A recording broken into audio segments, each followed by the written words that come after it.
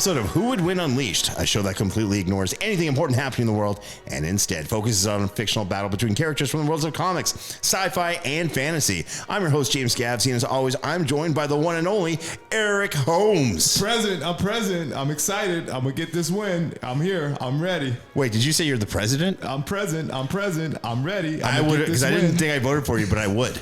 I think so. Thanks, bud. You're very welcome. In today's episode, a relentless, superpowered, undead killer who somehow always finds his target, battles a futuristic killing machine built to mimic humans, outfitted with a titanium endoskeleton, and programmed with a singular objective, termination. In one corner, you have Jason Voorhees, a supernatural and silent killer who returns from death again and again, relentlessly stalking and annihilating anyone in his way, I guess. And in the other corner, you have the Terminator, the T-800, aka the Arnold Schwarzenegger version, a cybernetic assassin built for infiltration and destruction, combining machine precision, human mimicry, and unstoppable force. As usual, I did the patented Who Would Win Google test just to see how many times this matchup has been discussed. And this one has been hotly debated for decades, freaking decades, but it's never come to a clear-cut decision until today, that is. Eric, I have to know, what are your thoughts on today's matchup? I want to get my hasta la vista baby on.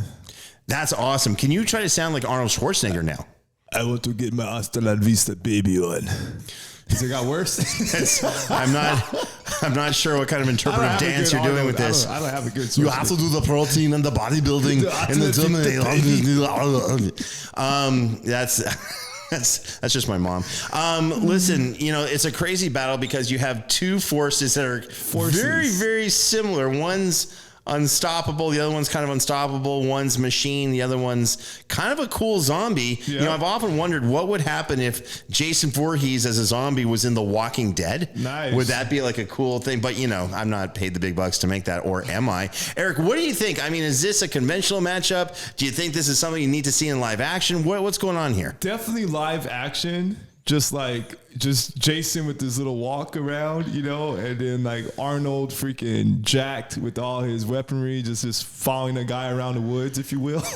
I mean, this sounds more like, both of them fight each other for a while and they end up in a buddy cop situation where they're maybe driving a convertible somewhere Going in LA. to a local Waffle House. And just I'll wait in the car taking on the buddy. local drug cartel, exactly. Which is in Sherman Oaks. That whole, it just writes itself. All right, listen, this episode has a chance to descend in absolute madness, and you need a judge who can actually pull it back, who can be the adult in the room. Yes. And I'm wondering if we have that judge today, making their first appearance on the Who Would Win show. It's Apprentice by day, Nerd King by night. Woo! Yeah, I said it. It's the one, it's the only. It's Quentin Coleman. Quentin, welcome to Who Would Win. Nice to be on the show. Guys, I'm not very a good guy I'm not really a person who's media focused, so sorry if I... That's okay. You know what it is? I think you're looking at Eric directly, and that throws me too. That means I look at him directly, and his eyes are just like so engaging. You know what I mean? It's just like, he can keep... It's like looking at a picture where the eyes follow you wherever you walk in the room. Sorry, Eric, I'm talking like you're not here, but that's what people are saying about you. So listen, Quentin, you and I have a lot in common. It's not just our love of nerd culture. You and I also went to San Diego Comic-Con. Eric was there, but I'm going to focus on you and I more instead. What was your favorite thing you saw at Comic-Con this year? That's hard. There's a lot of things I saw, I think. The new Predator movie is probably one of the best things I've seen so far. I think it seems interesting, the Predator as a protagonist rather than an antagonist, and working with, android to, get back and save his family. So it seems pretty interesting in a new concept, but you never know. Sometimes it kind of falls flat, but who knows? I'm a little worried about that one. Not gonna lie. I love anything that has like the Predator from the horror action. I gotta say, I can't say I love anything with a Predator. That's just horrible, Eric. That got us almost arrested. I like anything that has Predator and the Predator lore and what have you. But my worry is this because of the new redesign? Is this Predator meets Twilight? A little bit, So in your opinion, do you think that's what we're going to get, or do you think we're going to get something very different? No, hopefully not. I like Predator. I think it's a good concept, but hopefully it's a interesting story. In general, I think it seems like a fun, action-packed story that's going to be, hopefully it's pretty good. But you never know. You never know. You never know. And also the Long Walk as well by Stephen King. Okay. Long Walk seems like a good movie coming out. It's similar to Squid Games. Okay. But overall, I think it's a little bit different, a little bit more realistic. Squid Games is a little over the top, but like the Long Walk is more like more realistic and something that can actually happen. Similar to like what was the one movie by Arnold Schwarzenegger, Running Man?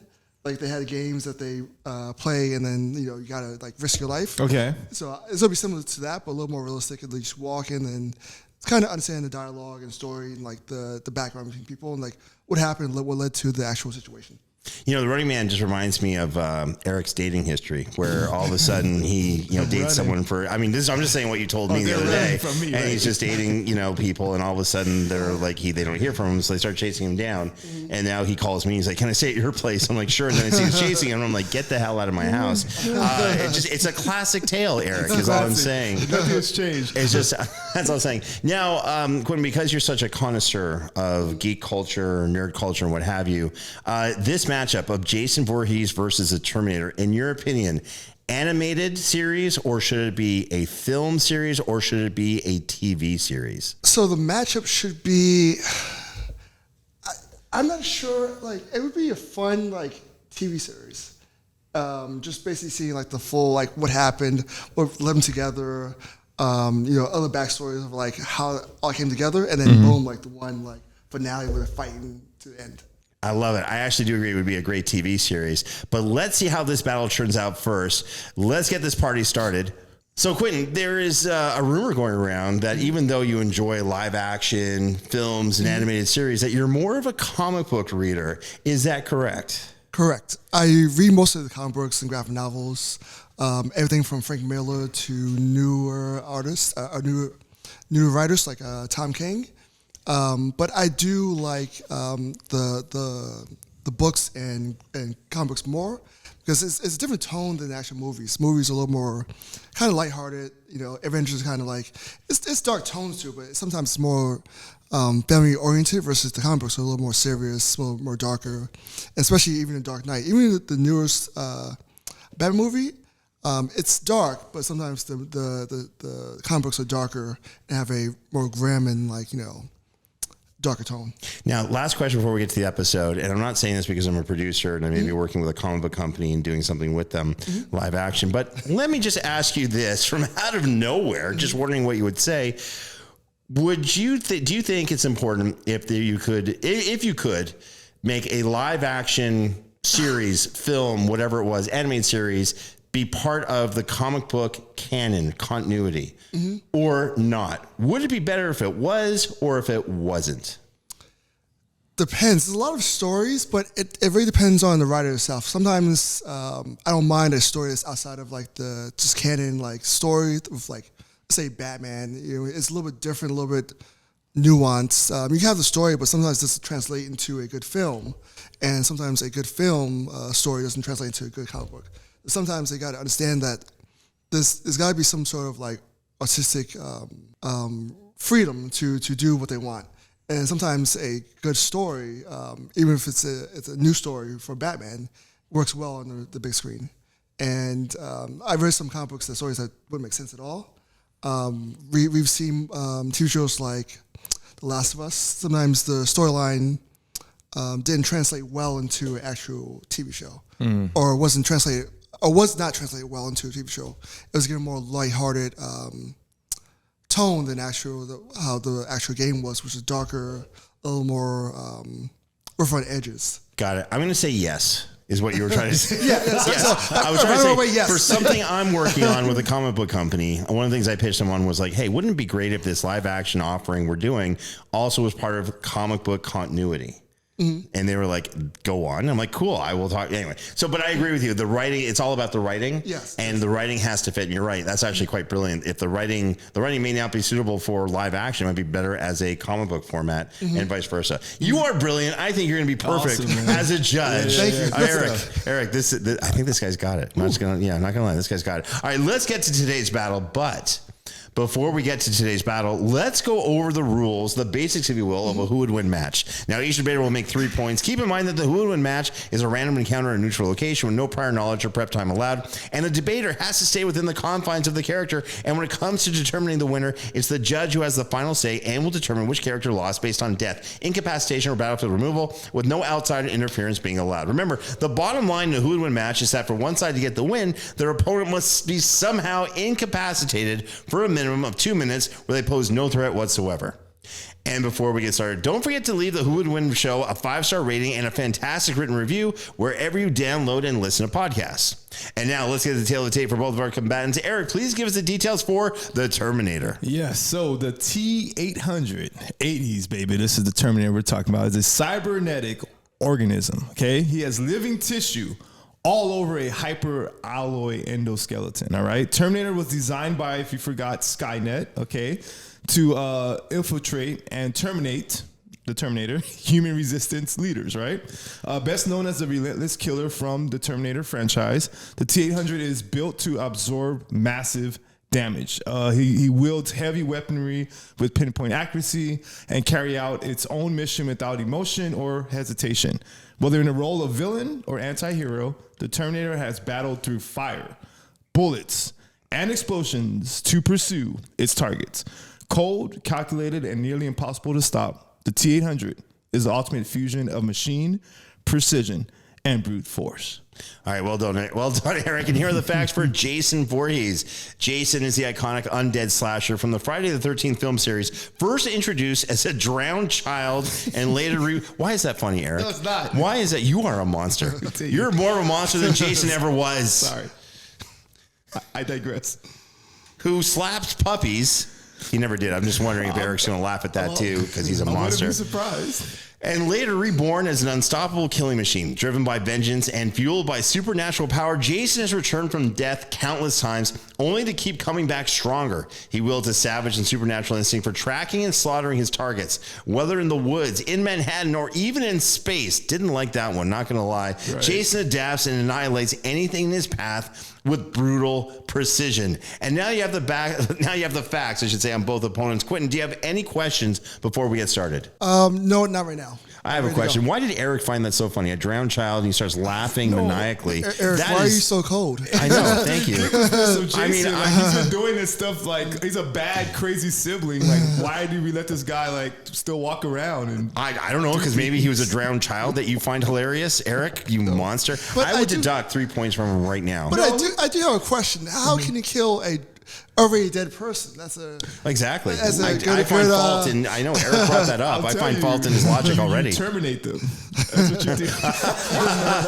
I see what you did there. I see. I'm excited. This is why you get paid the big bucks, Eric. Yeah, that's right. Undead kids and terminate people. You are just on fire. All right, let's get this party started. Eric, hit us with your point number one. Yeah. So first, it's all about the durability of the Terminator. Okay. The T-800 has survived explosions, shotgun blasts to the face, all right? Not comfortable at all. Trust me, I know. Fire, car crashes, and even being crushed and kept functioning with minimal impairment, all right? In Terminator 2, for example, the Terminator fought off literally liquid metal enemies, SWAT teams, okay, and helicopter crashes while protecting a target without ever stopping, all right? Unlike Jason, who slows down when mangled, the Terminator continues with no stress of pain, shock, or fatigue, giving it the ability to fight at 100% until physically dismantled, all right? Also, it's hyper-alloy combat chassis, all right? It's built for war zones and time travel. Jason's machete won't stop it, and slashing won't disrupt its core systems, all right? While Jason regenerates slowly between films, the T-800 is fully combat effective while heavily damaged, meaning Jason gets no breathing room, especially after all that damn like slow run walking he be doing in the movies. Sure. So yeah, the cardio is going to work against Jason if he's going after the Terminator. And all that, James, is my point number one. Wow, I like how you brought the cardio aspect. Yeah. Like this guy's always like moving, walking, whatever he's doing. I got to call into question something you said. I remember in Terminator 2, The T-800 gets absolutely wrecked in the last scene. He's missing an arm, half his head's blown off, and he's still kind of functional. You know what he's not doing? What? Moving just as well as he was before all of that happened. I absolutely disagree with you in your point that he can get mangled and he's still just as effective. Terminator, baby. Terminator, baby. No, he's like, I'm not quite as good as I was before. Now give me some protein. I don't know, whatever Terminator would say. Yes. I'm just projecting. All right, let's get to my point number one. My point number one, let's just talk about the supernatural durability that outlasts any freaking machine. So listen, it's magic versus science. And we've said this on the Who Would Win show. If you're on the side of magic, you already have an advantage. So Jason survived being blown to pieces, burned alive, electrocuted, and even atmospheric re-entry from space in Jason X. Not my favorite movie of all time, and he still got up and was moving around. Bullets, blades, explosions, slow him down, but never stop him. He literally comes back from the dead, often stronger than before. You know who he's like? He's like Saiyans. He's like Goku and Vegeta. Kill him, and they come back to life. They're stronger than they were before. I'm not saying Jason's like, a Super Saiyan, but maybe he is. Dragon Ball Z, Dragon Ball Super, that's what I'm saying. Unlike the T-800, which requires tech or repair to recover, Jason regenerates organically, supernaturally, even when reduced to a husk of a skeleton. Think about it. When the Terminator gets part of his arm blown off or whatever it is, it doesn't grow back. This is the T-800, not the T-1000, the liquid metal kind of cool thing happening. Look, the Terminator can be disabled through enough trauma. Jason gets stronger the more you try to kill him. Remember, in the first Terminator, the thing literally got blown in half by putting a MacGyvered handmade pipe grenade kind of thing into one of its insidey places when it was a full skeleton. Blown in half, kept walking, but this thing can be damaged and doesn't grow back, doesn't have a healing factor. That's all I'm trying to say. That's my point number one. All right. I see where you're going with this. Okay, and follow me on this. Yeah. Do you drowned kids, by the way? All right. So the drowned kid that might regenerate, right? He has some like regenerating going on there, but that only matters if he survives the moment. Okay, because you're all talking about his his ability to regenerate, and the T-800 doesn't stop. Okay, Jason's still flesh. All right, and bone. The Terminator's hyper alloy frame keeps fighting at full power, no matter the damage. Jason plays the long game, okay? The Terminator shuts him down for good. He'll end it immediately. That's my rebuttal, all right? I like how you say it ends it immediately, as if like the Terminator has fought like an undead, like superpowered zombie. But maybe they have. I don't know. But let's see what the judge has to say. Quentin, you've heard one point from both Eric and myself. Where's your head at so far with this battle? It's actually very hard to choose because you have a unliving person who can't be killed and a robot from the future. You made very good points. I'm not ready to make a decision yet. Is that it's very hard to say who right now, but both have very good points. I'm leaning towards JC right now. Of course. But I'm not ready to make a full-on decision. Is it because Eric was making fun of kids who drowned? Is that kind of why you're... I took a few points away for that. You did. Good for you. Good for you, sir. Don't let him influence you with that. It was just a little... By the way, we lost like 3 sponsors in the time. It was a late afternoon chuckle. That's all it was. Wow. Yeah. You know how I said I'd vote for you? Yeah, I still would. I still would. You're welcome. All right, this battle's heating up. Stay tuned for point number 2. And we're back. All right, Eric, let's see what you got. Here's your point number 2. Yeah, so I want to get more into the strength of the Terminator, okay? He has robotic strength, all right, that equals or exceeds Jason's capability, okay? He's also capable of punching through steel, ripping doors off vehicles, and breaking human skulls with ease, all right? The Terminator uses firearms with perfect aim, including M16s, miniguns, shotguns, and grenade launchers, all right? Giving it a massive range advantage, all right? While Jason improvises weapons, the Terminator enters battles with mission-optimized weapon loadouts, making every shot count, all right? So, its combat AI calculates opponent behavior and adjusts mid-fight. It will quickly identify Jason's weaknesses, all those Western bacon cheeseburgers he's been eating. He'll exploit that. Like, this guy's just arteries are full of like Western bacon cheeseburgers from Carl's Jr. It just looks like that's his go-to meal. You know I'm right, okay? So he'll exploit all those arteries and stuff going on with this guy without hesitation, all right? Also, the T-800 doesn't just hit hard, it hits fast, surgically, and with military efficiency. Jason can't stand to this, all right? Something Jason has never faced is the Terminator, all right? So all that, James, is my point number 2. All right, first of all, I just got a text. We also just lost Carl's Jr. as a sponsor with that. Thank you very much. It's a delicious burger. It's charbroiled, flamed, you know? Flamed. It's flamed. Flamed kissed. Flamed. Like Jason was in that one movie. Yes. Yeah, it's a natural. So he knows the taste of that burger because he's, yeah. Okay, so you brought up the strength of the Terminator, which is really interesting because, you know, when you scale the strength feats to what Jason has done, I actually think it's a push. I think they're pretty close. In fact, I think Jason's probably a little bit stronger. And on top of that, the Terminator has a mission. So are we assuming that the Terminator's mission is to somehow kill Jason, or is it to accomplish something where killing Jason is part of the mission? I think we have to assume yes, right? Whatever it is. Okay. So he's agreeing to fight. He's not like, hey, I just gotta, push this guy and get past him. He's actually, I've got to destroy this thing. Got it. Okay, so that's an interesting thing. So let me get to my point number 2. I actually think we got to emphasize Jason's brutal strength, his combat adaptability as well. So Jason's torn people in half. He's crushed skulls with bare hands. And in this cinematic masterpiece, worthy of praise like The Godfather, Casino, Goodfellas, Friday the 13th, Part 8. Jason punched a man's head clean off his body.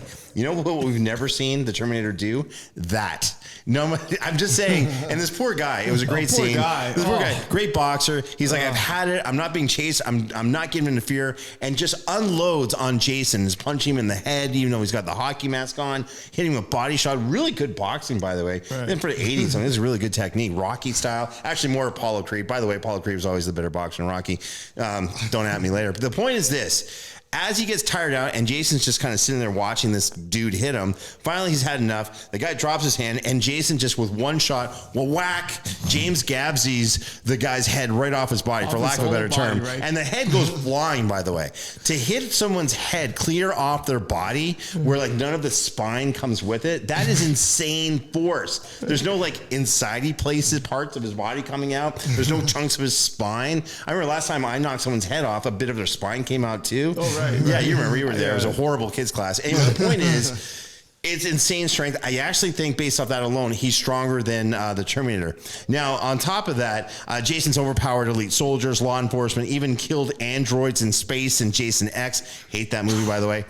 This is someone who can adapt his fighting styles across different environments as well, whether he's underwater, on ground, whatever it is, he's going to be fighting there. He's used everything from machetes, axes, rebar, medical tools, and even liquid nitrogen to eliminate opponents. He turns anything into a weapon. What happened to the T-1000 when it hit liquid nitrogen?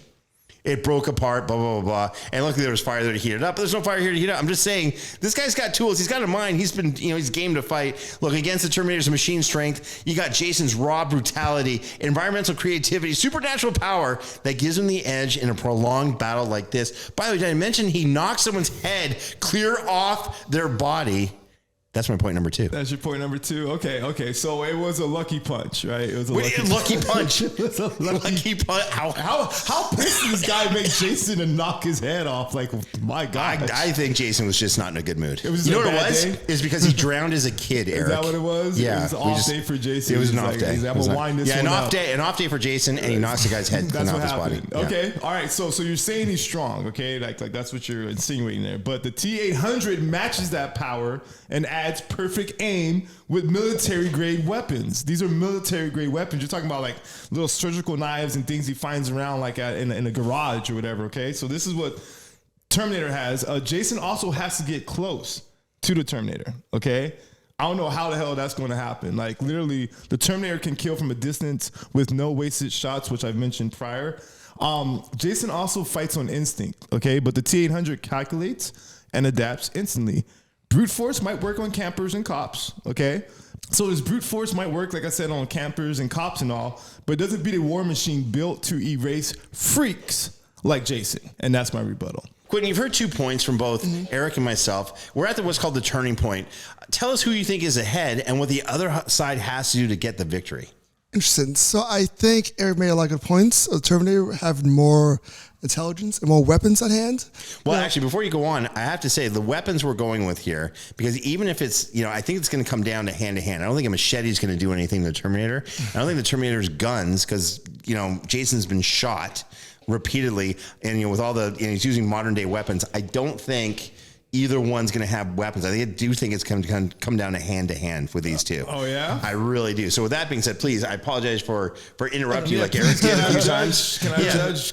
Our judge, go ahead and continue, please. That's one of the key points. I think Terminator 1 has more advanced insight on Jason's abilities, because obviously it's from the future, so they should already know about Jason in the past. So theoretically, the Terminator should know how to kill Jason. So that's a key point of having just intelligence. And Jason usually moves off instinct, as you said, which is great for, killing teens in pools and lakes. But how do you know that's great for that? That's what are you? Sorry, go ahead. I'm guessing. I've seen the movie, so I assume it's right. He did the same thing in all the movies. But, I think Eric's made good points with the weapons. I've seen the Terminator use rocket launchers in cemeteries, and machine guns in cemeteries, and Terminator 3. So that's a good point that he had, that there is a little bit of intelligence and also a more tactical approach.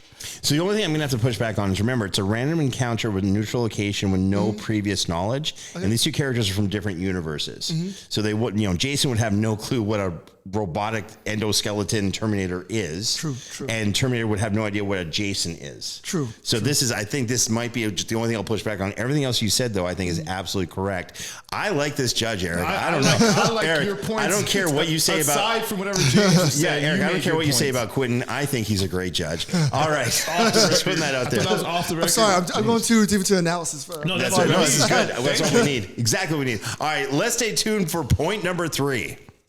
And we're back. All right, Eric, it's now or never. Hit us for your point number 3. All right, Quentin, I'm going to bring it home for you. I'm going to give you all the hard-hitting facts right now. That's going to wrap it up. Here I go. Okay, so the Terminator also, I forgot to mention, has infrared vision. All right, so our little buddy's walking around at night a lot of times, all right? So motion tracking, heat detection while he's on fire, and sound profiling with that weird little breathing he does. So Terminator got all that to handle Jason, all right? Making surprise ambushes are nearly impossible coming from Jason. Unlike human victims, the Terminator doesn't panic or hesitate. So Jason's little, psychological intimidation with his hockey mask on or ski mask, whatever the hell it is, and sudden appearances have no effect on the Terminator, okay? He has tracked targets across cities, deserts, and war zones, never losing pursuit, even after taking heavy damage. So what he'll do is he'll just keep following the slow walk / running frumpy dude easily wherever he's moseying around at. All right, so that's what the Terminator would do. Also, the T-800 cannot be bargained with. Okay, reasoned with, or distracted. Its programming is just as relentless as Jason's killer instincts, but with machine precision. Again, which we mentioned previously. Lastly, Terminator wins by targeting Jason's. He might have this or not, but he's going to target his central nervous system with all that bacon grease flowing around there, right? With precise gunfire, might set his arteries on fire when they put a match to some bacon grease. That's a fire, all right? So with precise gunfire or explosive ordinances, all right, he will disable his mobility and break him down before Jason can even get close. And all that, James, is my point number 3. I digress. Okay, so you're saying he's got, I know it's a funny thing, but bacon grease. Have we actually seen him enjoy a Carl's burger? He's eating good. He's eating. So the man's eating good. I mean, that could be some supernatural steroids happening right there. Not, by the way, I'm pretty sure that's exactly what it is. All right, so listen, a couple things I got to push back on. You said the Terminator. You said Jason just kind of saunters, just has him casually walking along. Not quite true. We've seen him do a light jog. We've seen him do a light jog. We've actually seen him run as well, and can move a lot faster and unpredictably than you may understand. I'll bring that my point. He's lightning fast. He can be in a different way. James? Yeah, I'll bring it up my point number 3. Stretch. You know what I do. And the other thing is too that central nervous system. Giving off like a heat signature. I don't know if he does, because he's not a living being anymore. You're going to see an infrared, heat, whatever it is, signature of a zombie. Sasquatch. Well, think of a zombie from The Walking Dead. They probably don't do this. I don't know how this works whatsoever. Okay, let me get to my point number 3. And for my point number 3, again, I got to emphasize how Jason's an unstoppable killer, with also this cool teleportation-like movement that he's got. It's kind of crazy. Okay, so Jason actually does move with a lot of speed despite his, he's got a slow stalking kind of saunter, as you will, but he actually does move fast. He does run. Remember, he was a swimmer as a kid before you so hilariously found him to drown in the water that one time, you monster. But here's the thing. He often appears behind his victims mysteriously, right? And that's because Jason actually has this form of teleportation. I don't know how to describe it. It's part of his whole legend, his mythos, if that's the right word. This allows him to reposition himself unpredictably. He's cutting off escape routes. He's flanking enemies. And as advanced as the tech is with the Terminator doesn't understand supernatural teleportation that Jason can do. This just doesn't make sense. No humans or Terminators or machines work with teleportation as far as it knows. It's going to be caught by surprise. Again, Jason survives space, fire, drowning, psychic attacks. He's got mindless focus and instinct. And this thing, it's so funny how he can't be reasoned with. It's kind of like Jason's going to be saying something to the Terminator, as you said before. Really, when have we seen Jason ever have a logical discussion? He's like, and he's all of a sudden he takes off his mask. He's like, hold on, okay, coach, I can talk now. Here, you know what, Terminator? I think you should stop. I think what we're doing is, when has he ever had that kind of conversation? Or he's gone to campers. Hey, you kids, it's not safe to be out here with me around. Maybe you should go home. He never talks to opponents. When does he ever do that? By the way, even his fight with Freddy Krueger, which he technically won. Debatable. He beat Freddy. Really? He's walking away with Freddy Krueger's severed head. I'm pretty sure that's a win. Freddy. Yeah. I like how you make fun of kids drowning, but walking away with severed head. No, I take except. No, I think that's a win. Freddy. This is the deal. So I think it's going to come down. It's going to be a prolonged battle. It's going to take a while. Yeah. The Terminator, oddly enough, has a limited power source. It can only last long. He says it can last for how many, over 200 years, whatever it is. But the problem is that's if he's just laying dormant. Right? If he's just kind of lying there, not doing much, right? But if the Terminator's active and using all of its resources, which it will be against Jason, that battery is going to be drained much, much quicker. And you know who doesn't have a battery that can be drained? Jason, because he's freaking supernatural. He's got endless stamina, teleportation, and the will to continue and to keep on fighting no matter what. And he's got regeneration. Terminator does not. All of that's my point number 3. All right. Definitely a stretch for Jason there. The biggest stretch is, I guess, we're calling it quote unquote teleportation. Never knew how he was getting to these different locations. So you're saying that he has that ability to teleport himself to these how else do you explain campsites and barns? Is he using bacon grease and setting fires from his internal organs from all that Carl's Jr. good? Maybe, by the way, I don't know. He's just sliding all around town, right? he's sliding. All that grease, right? He's sliding upstairs behind people is what you're saying. Got it. So, okay, well, look. Even if he's quote unquote teleporting, it won't fool infrared scanners and motion tracking. It won't fool at all, especially how slow he's moving. The T-800 predicts movement, reacts in milliseconds, and fires before Jason's even close. He can't even get close enough to the Terminator to do anything. Fear and surprise will not work on a machine. It never hesitates, never loses a trail, and keeps hunting until the target is gone for good. And that is why Terminator will terminate our little Jason. And I throw this to the judge now. Hold on. Sorry. You just triggered a really great memory of the first Terminator movie where he's in the apartment of Sarah Connor and her boyfriend's there. Mm-hmm. Terminator does kill him, but the boyfriend does a double leg takedown on the Terminator. A regular dude. Now he's in LA, so he's not a regular dude. He's an LA dude. Did a double leg takedown to the Terminator. Because I was in back then. Everyone was doing double leg takedowns. It was the 80s. That was the thing. There was double leg takedowns and being a ninja and the Karate Kid. Those were the main 3 combative techniques. Wax off. Exactly. Yeah. All right. All good stuff. We got to throw it to the judge. So Quentin, listen, you've heard 3 points from Eric. You've heard 3 points from me. It's now time for you to make a decision. Take us through your process. Tell us the story, if you will, and tell us who wins this battle between Jason and the Terminator. Sure. So I kind of go through like your points. Each made 7 points, very good points. I wrote it down and kind of like analyzed your counter arguments. So I believe like the first argument, supernatural, was a very good argument because I think it beats the Terminator, because the Terminator is good for killing humans, but is Jason a human? Is he something else? He's magical? But I think the second point, Eric made a good point as well, because he talked about high tech technology, military grade technology. He has weapons. Jason, you haven't seen Jason with a gun. He hasn't really fought. Jason has not really fought any real opposition, like an army, anything like that. He's kind of fought just mostly sheriffs and like high schoolers. So yeah. So and they weren't even like LA high schoolers either, right? They were just like just random. Yeah, out in Nebraska or whatever. Yeah. But he has been out of space, so it's a little bit different. That's true. And last point, I think Eric did not make a strong point, a separate point. I think it was similar to the second one.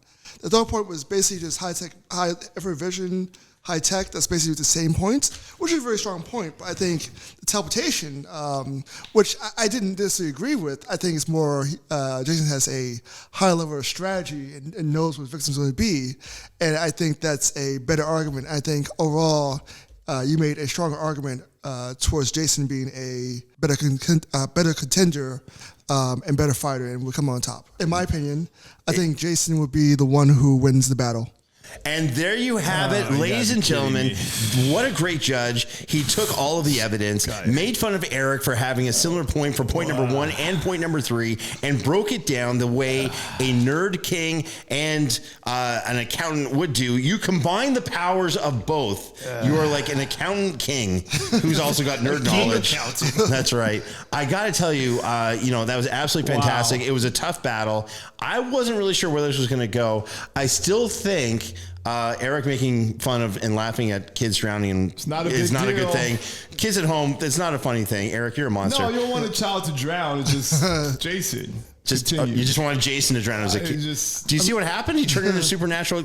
By the way, the thing I was going to bring up was that in one of the films, Jason took such exception with teenagers at a campsite that he waited until they were in the sleeping bag, grabbed the other end of the sleeping bag, trapping them in, and started repeatedly smashing them against a tree. Could he have done that to a Terminator, maybe? Would that have done the same effect? No, you know why? Because a Terminator wouldn't be out that late at camp with another teenager, therefore putting themselves in that position. The logic speaks for itself. Quentin, absolutely great job. Please come back and be a judge again, because you're absolutely fantastic. Thank you guys for having me on the show. We love it. Now, Quentin, tell the Legion of Audience, our fan base, where they could find you online. What's your Instagram handle? It is Quentin, Quenton C.